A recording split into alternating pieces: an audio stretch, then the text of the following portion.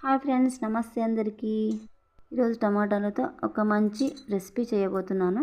సింపుల్గా బాగా ఎర్రగా పండిన టమాటాలు ఒక 5 తీసుకొని బాగా కడిగి వాటిని ఇలా కుక్కర్లో వేసి ఉప్పు పసుపు వేసి కొంచెము 4 విజిల్స్ వచ్చేదాకా కుక్కర్లో ఉడికించాలి.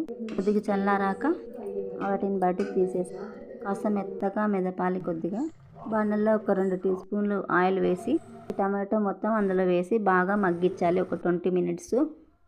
సో అది మగ్గిన తర్వాత పోపు గింజలు, ఆవాలు, జీలకర్ర, శనగపప్పు, కరివేపాకు, వెల్లుల్లి రెబ్బలు వేసి పోపు వేసుకొని కొద్దిగా బాగా ఫ్రై అయిన తర్వాత ఒక 2 ఎండుమిరపకాయలు మీడియం ఫ్లేమ్లో పెట్టుకొని కొద్దిగా ఫ్రై చేసుకోవాలి. ఇవి ఆ పోపు కాస్త చల్లారనిచ్చి టమాటా చట్నీలో వేసుకోవడమే.